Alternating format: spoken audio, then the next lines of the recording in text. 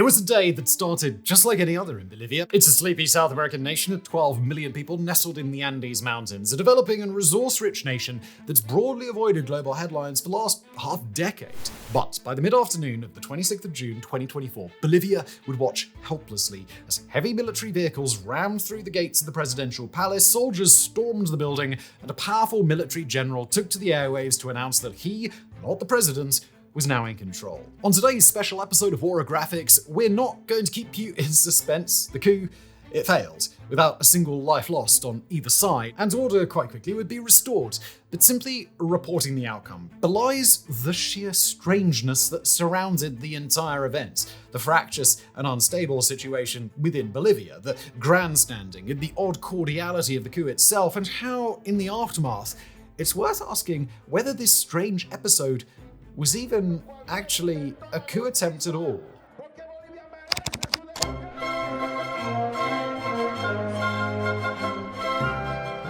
At approximately 2:30 in the afternoon local time on Tuesday, the 26th of June 2024, the Bolivian state media organization, ABI, issued an urgent message over the airwaves. Military columns were making irregular and unauthorized movements in and around the capital with intent that was at the time unknown. Before long, Bolivian television channels were airing video footage of numerous military personnel alongside a pair of tanks located just in front of the Bolivian presidential palace, known as the Casa Grande de Pueblo, in the nation's administrative capital of La Paz. Their commander was one Juan José Zuniga, a general serving as the commander of the Bolivian army, and standing in the square outside the presidential palace, Zuniga made his intentions clear. Quoting a news translation here, he proclaimed, "The three chiefs of the armed forces have come to express our dismay. There will be a new cabinet of ministers. Surely things will change, but our country cannot continue like this any longer." Zuniga announced that multiple incarcerated people within Bolivia, who he called political prisoners, would be released, including the nation's most recent former president, Janine Áñez. The target of the coup was Bolivia's current president, a career politician named Luis Arce, who's currently in the final year of his first term of office. At the time of the coup, Arce was believed to be either within the presidential palace or in a neighboring building that serves as the center of executive power in the country, accompanied by several of his ministers. With an armored vehicle busting through the palace gates and troops streaming inside within just minutes, it seemed all but certain that Arce's fate was in the hands of General Zuniga and nobody else. Said Zuniga during the coup, quoting from an Associated Press translation here, "We are listening to the cry of the people because for many years an elite has taken control of the country. The armed forces intend to restore the democracy, to make it a true democracy." Just before we continue with today's video, I want to tell you about something that's been a game changer for so many guys out there, but not for me, because I am super bald, and that is Keeps. Now look, as I just said, I'm already bald, but some of you might be just going bald. You might be thinking you are going to go bald because your whole family is bald. This was me in my early 20s. And you might be thinking I'd like to have my hair a little bit longer, and that's where Keeps comes in. Look, if it was 10 years ago, oh god, 15 years ago now, I've been bald a long time. I'd be all over Keeps. It's an online subscription service that makes it super easy and affordable for men to tackle male pattern baldness from the comfort of their home. No more awkward doctor's visits or trips to the pharmacy. Just complete an online consultation and a licensed medical provider will tailor a treatment plan specifically for you. And the best part, they deliver the treatment right to your door in discreet packaging so you can it's just subtle, isn't it? It's nice of them to go to the doctor and the pharmacy and be like, no, just definitely losing my hair. Nothing. You can choose delivery options of 3, 6, or 12 months, and you can adjust, pause, or cancel your plan anytime. Keeps offer clinically proven treatments that will stimulate hair growth, plus hair thickening shampoo, conditioner, and styling pomade. Make your hair look its best. God, it's been a long time since I've used any of that stuff. And here's a fun fact, over the last 6 years, Keeps have treated over 1 million men. That's a lot of happy guys with great hair. Oh, rub it in, why don't you, Keeps, with your ad copy? Thank you to Keeps for sponsoring this video. For a special offer to get started, go to keeps.com/Simon or click the link in the description below. That's KEEPS.com/Simon. And now back to today's video. Whether that meant that Arce and his ministers could be arrested and tried or sent into exile or killed outright on the cool brown tile floors of the presidential palace itself, there was simply no way to know until it happened. And nor were there any clear indicators on what Zuniga's plan might be in the aftermath. The promised release of former President Áñez offered some clue, but whether she would be installed as the country's leader or whether Bolivia's latest in a long line of coups would end with the imposition of a military junta, it was impossible to say. Nor was the apparent coup's objective to oust Arce in favor of Bolivia's best-known former president, Evo Morales. After all, General Zuniga seemed no more amenable to Morales than he was to current President Arce. In fact, a rift between Zuniga and Morales was almost certainly the spark that lit off this entire Bolivian powder keg. 2 days prior to the June 26th coup attempt, Zuniga had announced that the Bolivian armed forces would arrest former President Morales if he officially began a run for that highly controversial third term as president. According to Zuniga, Morales was a traitor to the country, and the army commander accused the former president of plotting a revolution against the current Bolivian government. He stated of Morales in part, quoting here, "This man is a true mythomaniac. He uses lies as a strategy to return to power." Zuniga, like Arce before him, insisted that the Bolivian constitution would prevent Morales from ever returning to the presidency, although in reality the constitutional court that's already disqualified Morales from the 2025 race may not actually be enough to prevent his run. Ultimately, General Zuniga's threats were a bridge too far, even for former President Morales' own political rival. 1 day later, President Arce relieved Zuniga of his post, amidst accusations from former President Morales that if he failed to do so, then it implicated the entire Bolivian government in what Morales described as a self-coup to prevent any real potential change in national leadership. It was the culmination of a boiling feud between the two men, one in which Morales had accused Zuniga of leading a military group that Morales alleged was working to destroy him. With that very raw wound on full display, it was impossible to predict what such a disgruntled ex-commander might do with the nation at his fingertips, and whether this surprise tour would very quickly become a tour of revenge. But once Zuniga's troops were inside the presidential palace, more photos and videos began to emerge, indicating that perhaps bloodshed wasn't the only potential shocking outcome of the day. Not long after Zuniga arrived to the square outside the palace, with Zuniga's troops streaming through the building, Arce issued his own video message, sent to news outlets from within the presidential palace. Surrounded by his ministers, in a clear expression of defiance, Arce called on the Bolivian population to protect the nation's democracy, protect Bolivian lives, and mobilize to stop the coup before it was too late. Across the city of La Paz, citizens responded to Arce's call en masse. On the one hand, many of the city's residents first descended upon supermarkets, banks, pharmacies, gas stations, and everywhere else that need to collect resources in the event of massive political upheaval. Bolivia is, by now, very used to the occasional coup d'etat, with nearly 40 such attempts since 1946. In such an uncertain situation, the instinct to stock up on essentials in order to weather a coup in Bolivia is just as well refined as the instinct to stock up in advance of a hurricane in the American Deep South. But all across the city, another mass reaction happened too.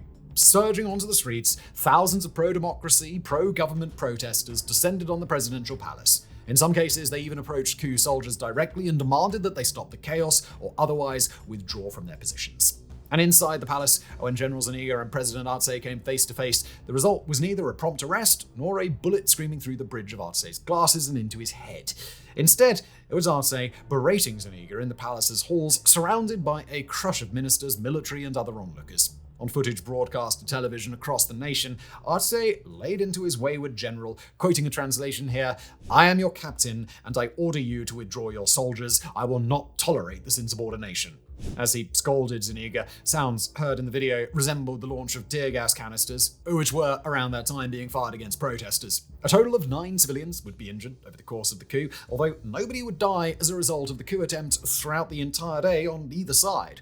Before long, condemnations were raining down on the coup from all sides. Arce's government ministers, Bolivian trade unions and labor groups, opposition candidates and parties, former President Evo Morales, and even the former President General Zuniga had intended to release Janine Áñez. Arce appointed new leaders of the Army, Navy, and Air Force, including a general named Jose Wilson Sanchez, who took the position vacated by Zuniga and promptly ordered all the troops participating in the coup to return to their barracks. Before long, the troops were doing just that, making their way out of the city center and taking their armored personnel carriers and tanks with them. Swarmed by the media, Zuniga made a series of statements to the press and was placed under arrest, forced into a police car, and driven off. With President Arce triumphantly raising a fist over the gathered crowd, and his defense minister later confirming that the government was back in total control of the military, the coup attempt was over, some 3 hours after it had begun.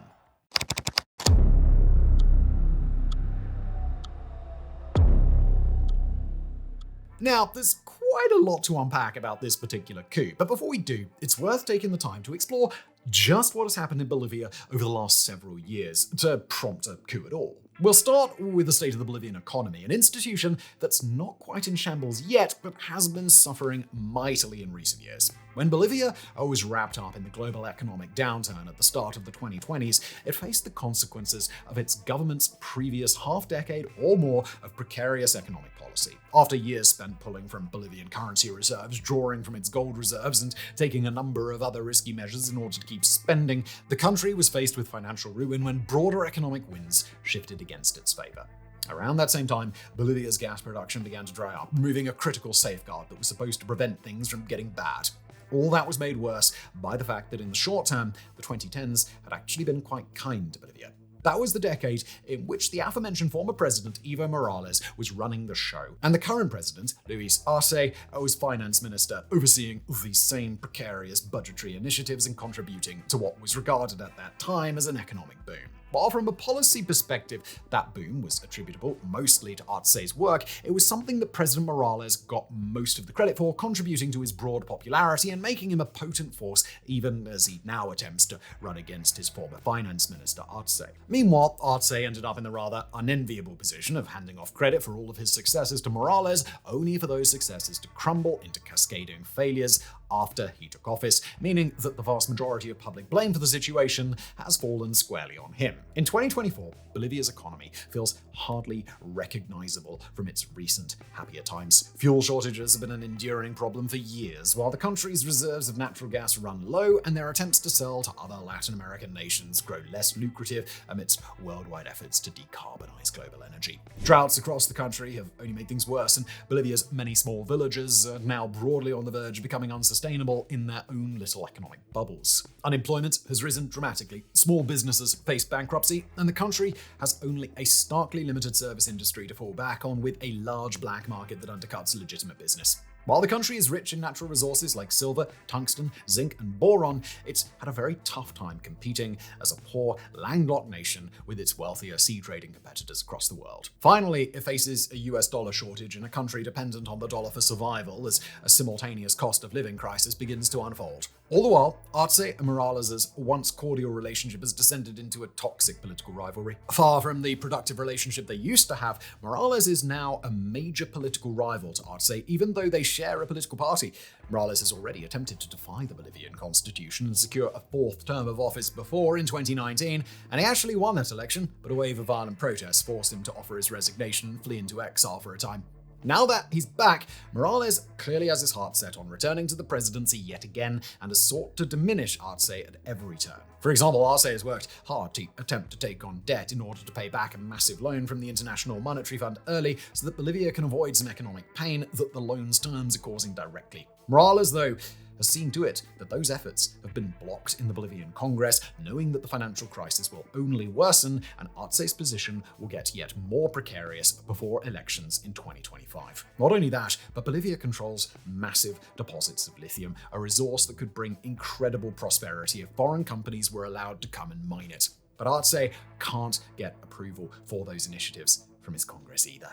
As Bolivia has rolled into its election season, the bitterness between Morales and Arce has only gotten worse. In his speeches during recent months, Arce has implicitly accused Morales of trying to orchestrate a, quote, soft coup to push Arce out of office early. Arce has attempted to battle back with the tools available to him within the national government apparatus, but Morales has seized on Bolivia's economic woes to win back considerable popular support. With the battle back and forth, social unrest has only gotten worse across the country, and with such a lack of clarity on whether Morales will end up being able to run for office, the prospect of a coming election has been less of a release valve and more of a pressure cooker. The country's legislature is ruled by a coalition that opposes Arce, and that coalition, in turn, is paralyzed by the Bolivian courts. Even in the days immediately prior to the June 26th coup attempt, the capital city of La Paz was swarmed with crushing throngs of protesters from the nation's massive informal workforce, many of whom had walked for a week along Bolivia's national highway in order to get there. Morales, for his part, has drawn his own crowds to rallies, tens of thousands strong, in a populist wave that seemed, at least prior to the coup, as if it would ultimately allow Morales to get his way.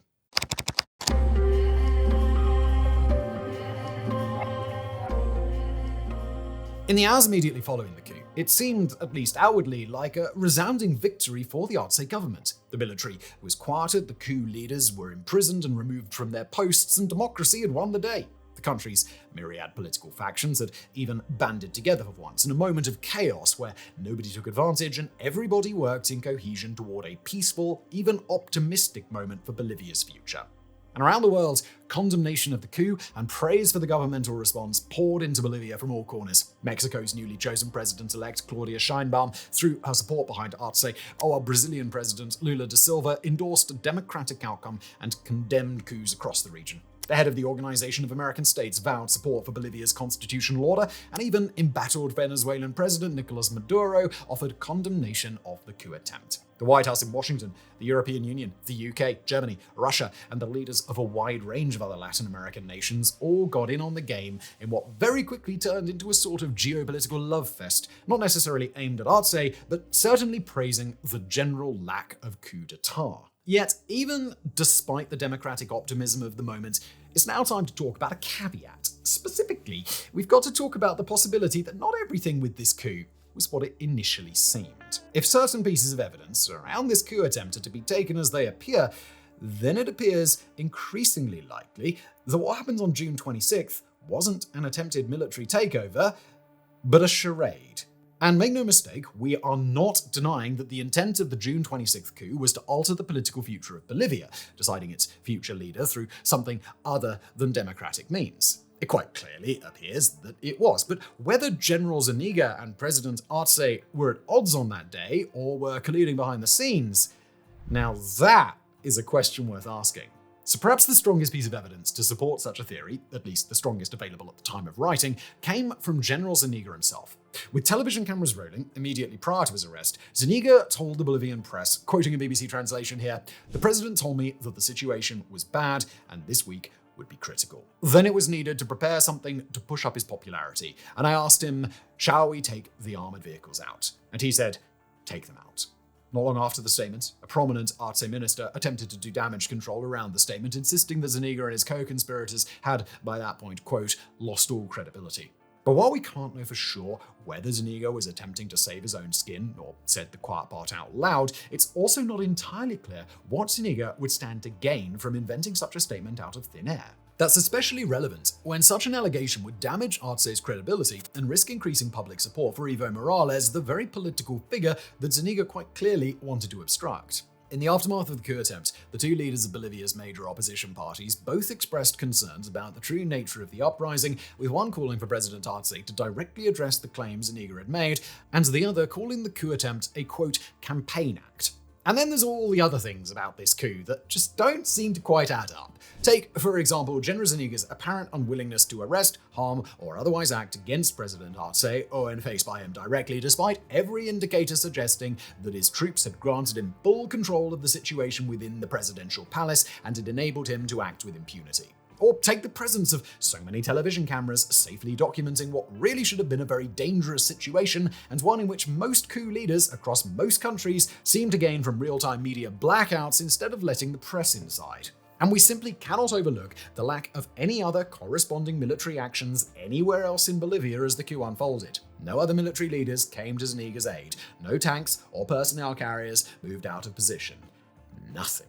One political analyst, Carlos Toranzo, told BBC Mundo in the aftermath of the coup about the strange and, quote, total tranquility from the president and his cabinets, even as military forces whose intentions they allegedly didn't know or understand were barging in with guns. Said Toranzo on the lack of a media blackout, quoting again here, "In all coup d'etats, communications to the palace are cut off." In Bolivia, though, on June 26th, not a single line of communication was severed, blocked, or inhibited in any way, and broadcast media was given a front row seat. The idea that such a coup might be staged is not a new thing in geopolitics. It's a move with some tangible benefits to the people who orchestrate it, who can gain popular support, sympathy, and even special ruling powers in the aftermath. Faced with such a big, scary threat to the nation, many leaders throughout time have chosen to use such a charade to consolidate power. We need only wind the clock back 38 days to May the 19th of this year and travel halfway around the world to the Democratic Republic of the Congo in Africa. There, a strange thwarted coup attempt saw a niche opposition leader in exile attack the DRC's capital in Kinshasa with a small band of gunmen who seemed to completely lack popular support. That opposition leader, his 21-year-old son, an American ex-weed trafficker, and about 50 others attacked that country's presidential palace, where the president, a man named Felix Tshisekedi, wasn't even present. In that case, it's not so much that the DRC's president phoned up this opposition leader and told him to lead an armed attack. Instead, it's suspected that the opposition leader may have had close ties to a prominent military commander under the president, and that by either getting advance warning of the attack or perhaps even talking the attackers into it, the DRC was able to set up a devastating ambush and neutralize them completely. As for what Arce would get out of such a ploy in Bolivia, or what this other president would get out of a similar move in the DRC, the answer may come down to emergency powers. In most governments, with a single elected person filling the role of the highest executive, emergency powers are a ready-made response to crises and chaos, where for a limited time, the highest executive gets far broader authority in implementing laws and policies. In that fashion, they can often completely bypass legislatures that might either slow down response time in a crisis or stand in the way of urgently needed policy changes. In Latin America, though, President Arce has witnessed the value of emergency powers firsthand among his contemporaries. In El Salvador, President Nayib Bukele has ruled by decree for 2 years, enabled by emergency powers to conduct a massive anti-gang operation and implement other policy changes. The president of Honduras, Xiomara Castro, has done much the same thing, gaining broad legal control in her country's efforts to crack down on organized crime. And in Ecuador, President Daniel Noboa has gained broad leverage by claiming emergency powers in the face of an energy crisis, as the country's hydroelectric dams are rendered useless by drought. For national leaders facing strong political headwinds in Latin America, the writing appears to be on the wall. If you want broad latitude to carry out your objectives, then claim emergency powers. And when it comes to reasons why a given legislature might approve a president's emergency powers, even when they might otherwise be opposed to that leader, well, a narrowly averted coup attempt is about the best thing you're gonna get. At the time of writing, it's a day after the coup's conclusion. Arce has not yet made mention of emergency powers, and we do have to emphasize that there's no guarantee that emergency powers are even his intent. Perhaps the goal in choreographing a coup is simpler, to drum up popular sympathy before election season. But with the sheer number of problems Arce is facing, his seeming inability to solve them through other means, the immense threat of Morales' re-election to the presidency, and the example of several fellow heads of state in the region, there are more than enough reasons to believe that an appeal for emergency powers will be coming shortly. As for what Arce might do with those powers, there are a few possibilities. Perhaps they could be used to mitigate the political threat posed by Evo Morales, either by strengthening the constitutional prohibitions on him seeking yet another term, or by issuing a disqualification to his candidacy in a more decisive way. Or, seeking a way out of Bolivia's political gridlock, perhaps emergency powers would allow Arce to legislate his way out of the country's economic crisis, proving competency as an economic leader and reformer, while showing that he can deliver desperately needed relief to his population. Perhaps he could even find some reason to pardon the general as a little thank you for helping the president through his current troubles. Or perhaps, now that Zuniga spilled a few too many secrets about how this coup allegedly came to be, the plot could be spoiled anyway, either leading the National Congress to reject such overtures for emergency powers, or leading Arce to conclude that it would now be too politically damaging to ask for them.